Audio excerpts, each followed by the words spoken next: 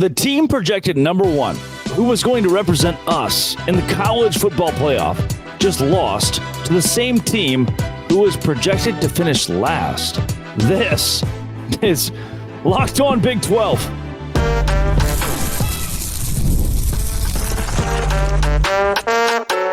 You are Locked On Big 12, your daily podcast on the Big 12 Conference. Part of the Locked On Podcast Network, your team every day. Happy Saturday, everybody. Welcome to Locked On Big 12. I'm Drake Toll from America's #1 Big 12 podcast, Locked On Big 12. Thank you for making this show your first listen every single day. Utah lost to Arizona State. The same Utah team that I had projected to go to the Big 12 championship game in Arlington, the same Arizona State team I had going 3-9 this season, and now the Sun Devils 5-1. The number 16 Utah Utes 4-2, likely outside of the top 25 last week, and the reason why, by and large, Cam Rising. I told you, I will get to how Arizona State won this game, forcing turnovers, a defensive masterclass, the offense running the football. But I want to start with malpractice from Utah. The fact that the ESPN play-by-play and color analyst were talking at the end of the game about whether or not Cam Rising would start next week. The guy is healthy enough, obviously, to start for Utah this week. And he was so bad, so just incompetent at the whole quarterback thing that already ESPN analysts are saying, well, maybe Isaac Wilson is their option. And to be honest with you, I don't know if even Isaac Wilson would have stunk this bad.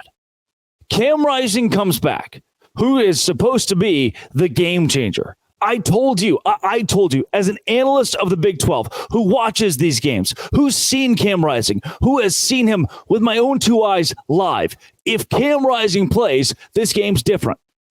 At that point, it's a coin toss up, I don't know. I called Arizona State winning this game. I can go back, pull up the comments section, pull up the tweets of Utah fans who are like, oh, of course, another week where you pick against Utah. Brother, I have two things here. One, I gave the caveat. If Cam Rising plays, this game could be different. And it was obviously different in a bad way, which was shocking to me and you and everybody else. Two, as someone who covers the whole Big 12, I will give you my unabridged prediction. And it was correct. And I told you if Cam Rising played, again, that this could be a Utah victory. And instead, he might have been the reason. Like we got away from Micah Bernard, who had 129 yards and one touchdown, 6.1 yards per carry. That's good. Brant Keithy, get him involved in the rushing game. But then, when we have to throw with Cam Rising, third down. What do? Cam Rising's going to throw it. Oh, yay. 16 for 37. 16 for 37. When I tell you this, I want you, please, to just digest that Cam Rising was this porous. Micah Bernard had 6.1 yards per carry. Brant Keithy, 6.3 yards per carry. Running the football is tougher to gain chunk yardage than being able to take the small ball they give you and throw it forward in the air. That should give you more yards. Cam Rising, per attempt, 5.6 yards. Throwing, taking the physical object and moving it forward through the air. He had less yards per attempt than Micah Bernard and Brant Keithy. That's not good. 16 for 37, below 50%. That's not good. 0 touchdowns, 3 interceptions. That's not good. When I told you, I can't wait to see Cam Rising back. With Cam Rising, Utah might be a contender in the Big 12. I lied. I lied to all of you. And Utah was 7 for 15 on third down. Late in the game, they kind of found a way to make it work. But that last interception, let me just throw it to the guy who I know is going to jump this route. And then maybe, maybe Arizona State's offense won the game, right? And granted, Arizona State, oh my gosh, so much credit to Kenny Dillingham. Projected last in this conference. You just beat Utah, who was projected first. And still, there's something to be desired. Cam Scatteraboo, good. Sam Levitt won the game. You only threw the ball 20 times. You ran the ball with enough success to go get it done. But also, Utah, 32 and a half minutes of possession. Arizona State, 27 and a half minutes. It wasn't the offense. It was not the offense in a 27-19 game that ultimately got it done for Arizona State. Instead, the defense keeping Utah off the board in the red zone. So crucial, so key. And I tried.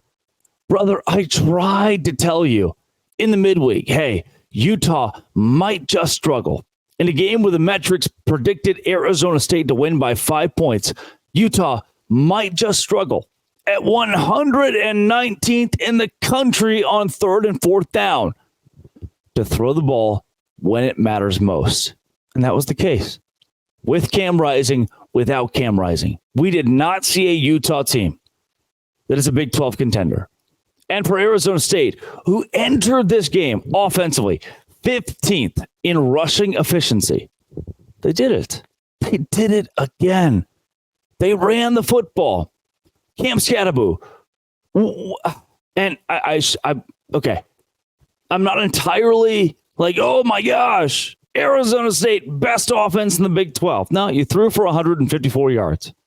Cam Scatteraboo, 22 carries, 158 yards. You ran for 176. Overall, your total yardage is not insane. I still think the defense was the catalyst. But we talk about closers, talk about guys who finished the game. Cam Scatteraboo, that guy. Sam Levitt, that guy. Third, fourth down, when it matters most, those dudes just go make plays. Utah could climb back into it right here. Nope. Cam Scatteraboo. Oh, Utah, they stop him on this down. They're going to be okay. Nope. Sam Levitt. Even in the first half, Sam Levitt with his legs. Cam Scatteraboo, very obviously, with his legs. And Utah is no longer a threat. For Utah, the rest of the way. TCU, probably a win, maybe.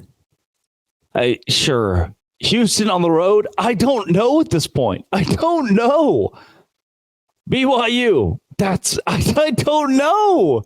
At Colorado, Iowa State.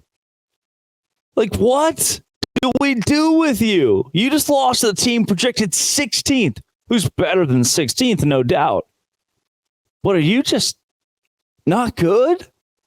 Then for Arizona State, oh, buddy, you, my friend, might just be good. At Cincinnati, that might be a win.